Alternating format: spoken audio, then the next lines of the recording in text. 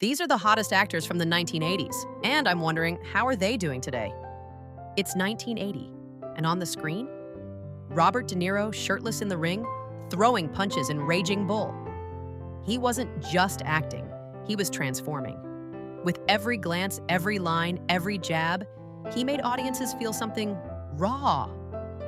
Back then, De Niro wasn't a celebrity, he was a mystery. Whether it was Taxi Driver, The Godfather Part 2, or The Deer Hunter, he brought this quiet storm energy, a kind of beauty that wasn't polished but powerful. Today, he's the silver-haired legend. You see him in The Irishman, in Netflix's Zero Day or Trading Lines, with comedians in lighthearted roles, and you remember what made you love movies in the first place. He's aged, sure, but that fire, that edge, still burns behind those eyes. But just when you thought De Niro had the market cornered on cool, along came a mustache that changed television forever. It's 1981. You flip on the TV and there he is, Tom Selleck, cruising the Hawaiian coast in that red Ferrari, rocking a mustache that should have had its own fan club. Magnum P.I. wasn't just a hit show, it was a vibe. The shirts, the sunshine, that easygoing charm, Selleck brought it all. He wasn't trying to be sexy, he just was.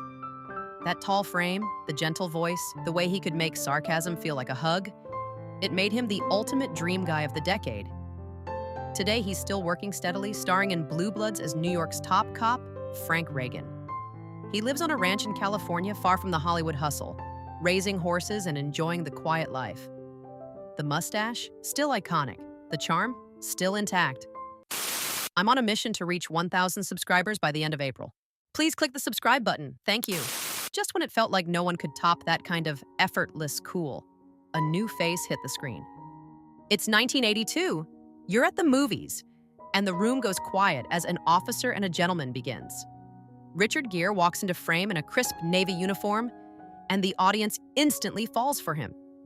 He wasn't just good-looking. He had that quiet charm, calm voice, and thoughtful eyes that made him unforgettable. From American Gigolo to An Officer and a Gentleman, Gere defined what it meant to be a romantic lead with depth. He wasn't loud or flashy. He was smooth, soft-spoken, and had that silver-streaked hair before it was cool. These days, Gere is still acting. In 2024, he starred in Longing, a drama about a man reconnecting with a son he never knew, and Oh Canada, a story about a filmmaker facing the end of his life. He also joined the new spy series, The Agency. At 75, he's still got that same quiet glow. But if you thought Richard Gere was the only heartthrob making waves in the 80s, think again. Now we proceed to 1983, and imagine you're watching Romancing the Stone. Michael Douglas swings through the jungle, sweaty, rugged, and impossibly cool. He wasn't the pretty boy type. He was the man your dad couldn't stand because your mom thought he was sexy. That sly grin, that confident strut, that just messy enough hair, Douglas had the kind of heat that crept up on you. By the late 80s, he turned up the dial with Fatal Attraction and Wall Street. He was sharp, dangerous, and completely irresistible. He made bad decisions look good and power look sexy. Now, Michael's in his 80s and still turning heads. In 2024, he played Benjamin Franklin in a major Apple TV series, proving he's still got that fire. His silver hair and seasoned face carry the weight of 1,000 stories. Then came a different kind of hot, quieter, steadier, but just as impossible to ignore. It's 1984 and Kevin Costner is on the rise. Maybe you first saw him in Silverado, or maybe you noticed him in The Big Chill. Even though his scenes were mostly cut, people still talked about him. He had that soft-spoken intensity, the boy-next-door face with movie star eyes. Costner wasn't flashy. He was calm, cool, and quietly irresistible. When Field of Dreams came out a few years later, that was it. Every heart in America melted.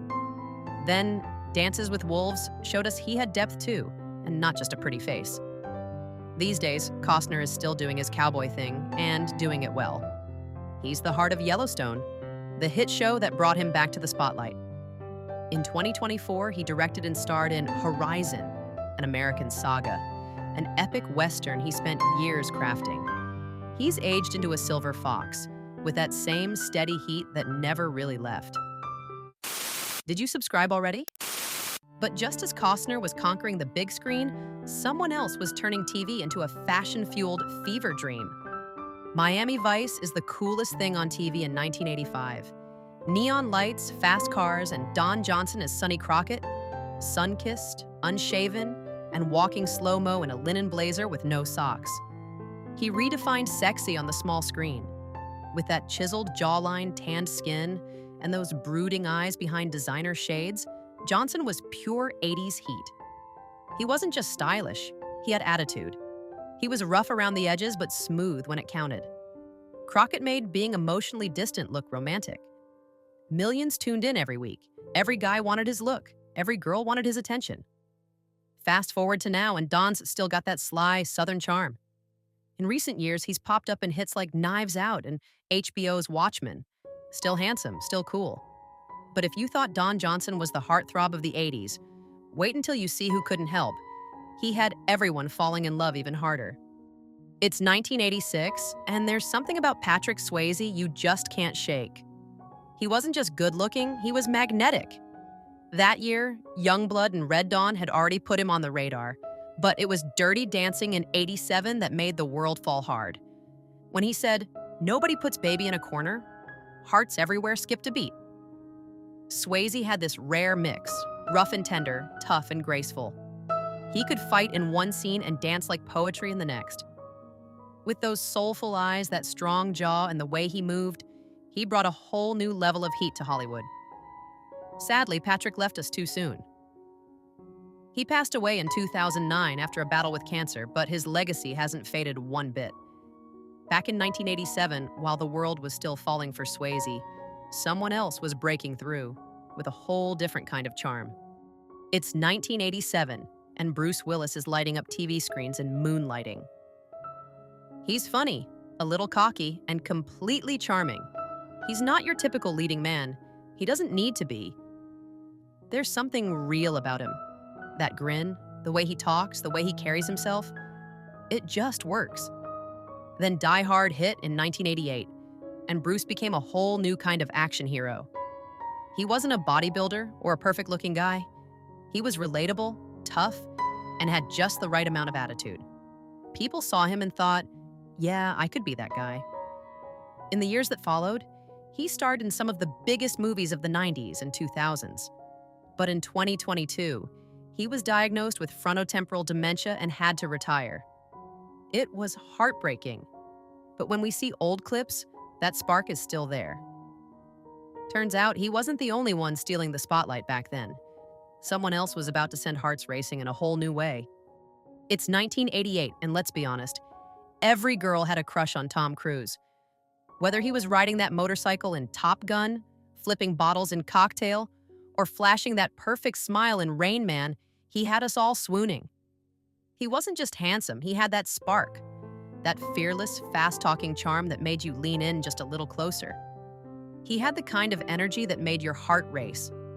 You could picture him as the bad boy your parents warned you about, or the one you secretly hoped would show up at your doorstep with a leather jacket and that grin.